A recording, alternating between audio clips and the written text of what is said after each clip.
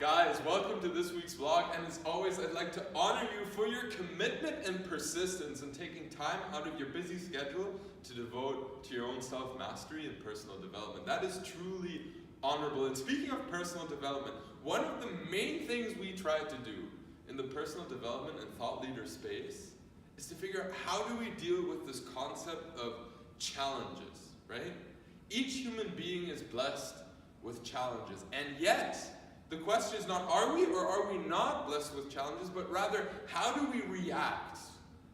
Do we master our challenges, or do we allow our challenges to master us, right?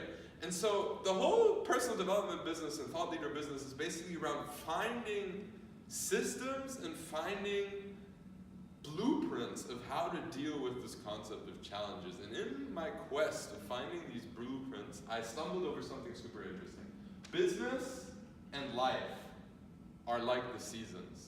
This was said by a man called Jim Rohn. For those of you who don't know who Jim Rohn is, he was the mentor of Tony Robbins, who is the best in the space of personal development. So if you haven't, check him out. But this argument, I thought it was so interesting. If you think about it, nature has predictable cycles, right?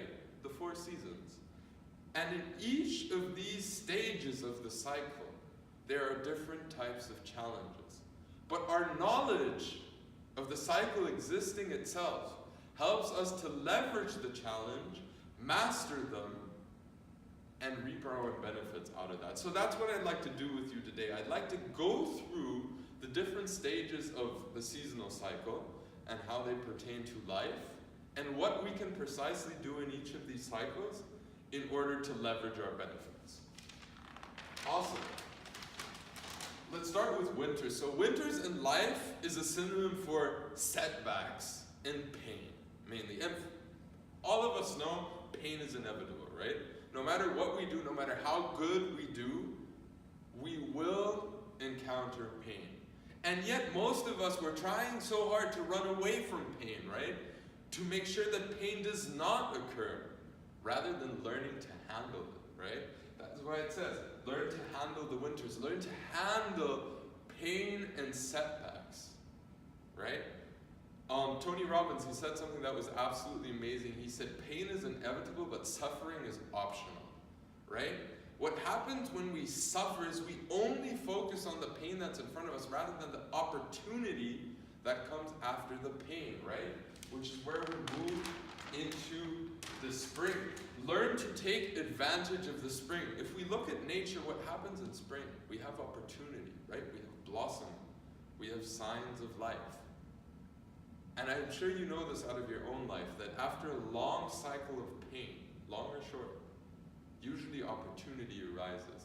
And it is how we face that pain that usually put us into a certain state of mind to either take the opportunity that we see or not even see it, right? So I would encourage all of you, especially after a long cycle of pain, be open-minded, right? Be receptive, because advantages and opportunities are on the doorstep. But if we don't see them, how can we take advantage of them? Summer. Now, I must personally confess I struggled with this one a bit, because I was thinking of like, what happens in the summer, right? If you think of a garden, right? What happens in the summer? Things start to really blossom and bloom. And so how does that pertain to life? And Jim Rohn gave the great example, watch over what we are growing in the summer, right? We're growing crops in the summer, and what happens there? We need to nurture them. We need to water them, right? Weeds might grow in our garden. That is as in life. When you're trying to build something, what usually happens? We have all tried to build something, and what happens? Doubt comes in, right? Haters come into the picture. People that want to sprout weeds into our creation. And what I would really encourage you to do is, if you're at the point where you are beyond the opportunity, you're taking advantage of the opportunity, you're actually growing something, take care of it. Nurture it. Defend it against the weeds or the doubts and the haters that you have in your life. Really quickly, a word on haters.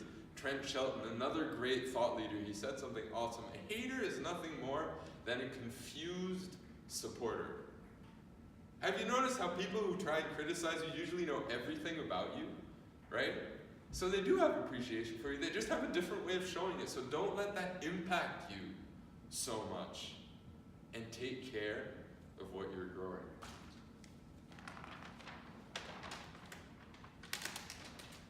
The final point that I'd like to share with you is the fall, right? What happens in the fall? We harvest.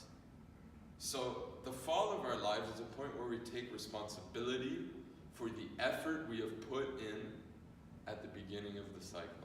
Right, by the way, the cycle is not always dependent on a year, like it can be any space of time, but it's usually in the cyclical reference that we lead our lives.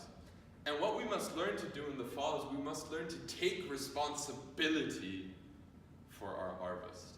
So on one end, we should not complain, we should not find excuses, we should not find reasons why we did not perform, but rather take responsibility for that so that we can do better in the next cycle. But then on the other end, and this other end is one that I personally never thought about, which is we should take responsibility for our victories without apologizing, right? Every cycle of life has small victories within them, and we tend to neglect them. Celebrate them. Celebrate them without being sorry, right? And work on the things you want to improve without excuses. Guys, I really hope this little simulation helped you. As always, share this with your friends if it provided value to you, and I'll see you next week on our next vlog.